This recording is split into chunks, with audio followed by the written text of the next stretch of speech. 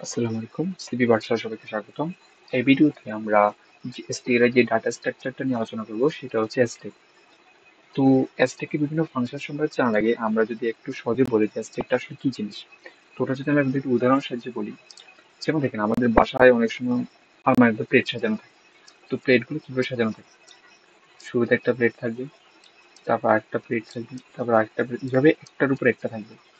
আমার স্ট্যাকের এলিমেন্ট গুলো সেম এইভাবে থাকবে, একটার উপর একটা করে থাকবে। অর্থাৎ একদম উপরের এলিমেন্ট যেটা, ওটা হচ্ছে আমার টপ এলিমেন্ট। তো আমি কোনো একটা এলিমেন্টকে যদি নিতে চাই স্ট্যাক থেকে, তাহলে সবার প্রথমে ওই এলিমেন্টে নিতে হবে, টপ এলিমেন্টটা। ধরুন আপনি চাচ্ছেন যে আমি 3 নাম্বারের এই প্লেটটা নিবো, উপর থেকে 3 নাম্বার মানে নিচ থেকে এসে 2 নাম্বার প্লেটটা নিবো। তো কি করতে হবে? উপরের যে দুইটা এলিমেন্টকে খালি করতে হবে।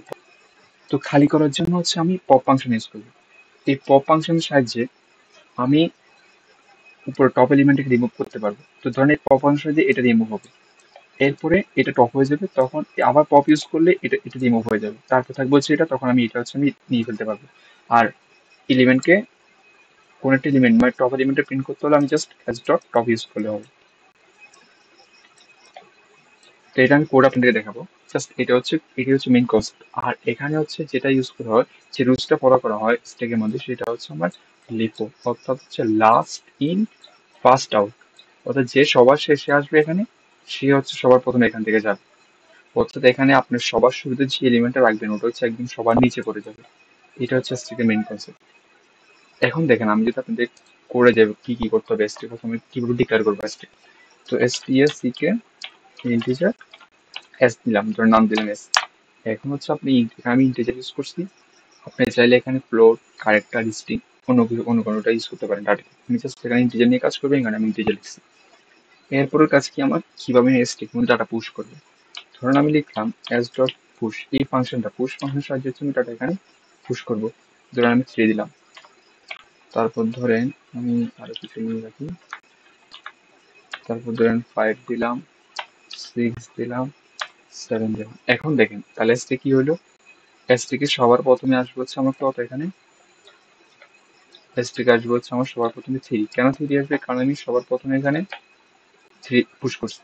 তারপর কত পুশ করছি? 5, তারপর 6, তারপর 7। তাহলে এরপরে হচ্ছে এখানে আসবে 5, তারপর 6,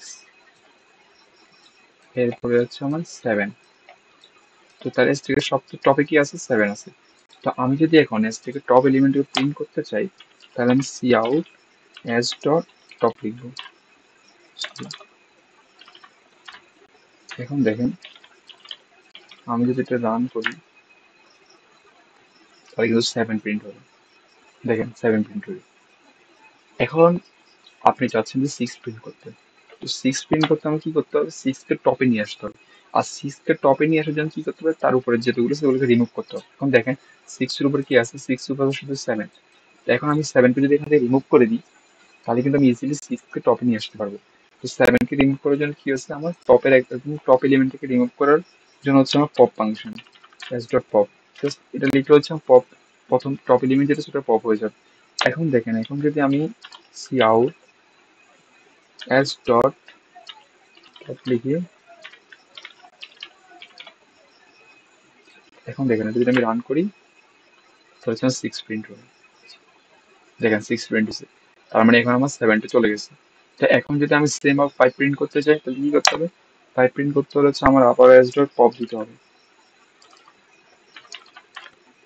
এখন হচ্ছে আমার কি হবে, 5 রিমুভ, 6 রিমুভ হয়ে যাবে। এখন হচ্ছে আমার, যদি আমি টপ এলিমেন্ট চাই,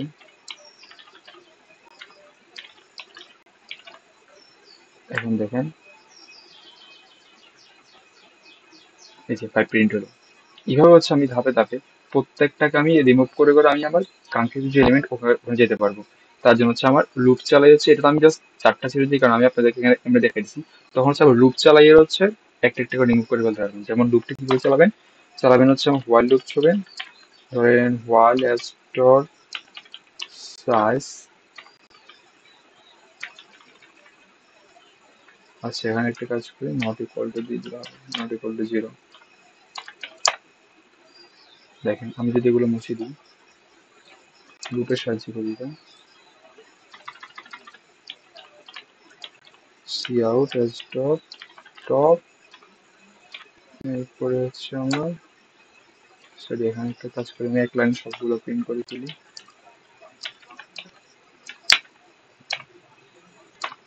এরপর হচ্ছে এস ডট টপ। এখন দেখেন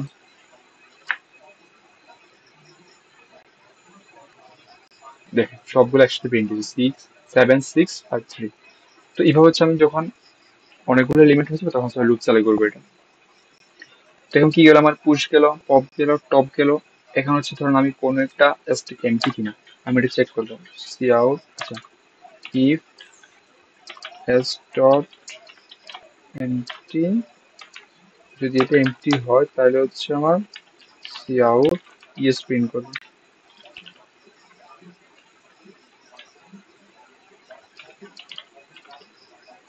আর নাহলে হচ্ছে আমার নো প্রিন্ট করবে।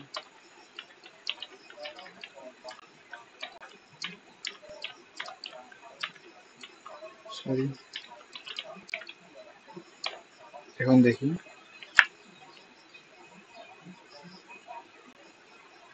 এই যে ইএস প্রিন্ট করলো, কারণ হচ্ছে কি এটা হচ্ছে এমটি, ওই যে আমি সবগুলো এখানে পপ করে ফেলছি। ধরুন আমি সেম লেখাটা আমি যদি এখান থেকে না লিখি এই জায়গায় লিখতাম তাহলে কিন্তু তখন নো প্রিন্ট করতে, দেখেন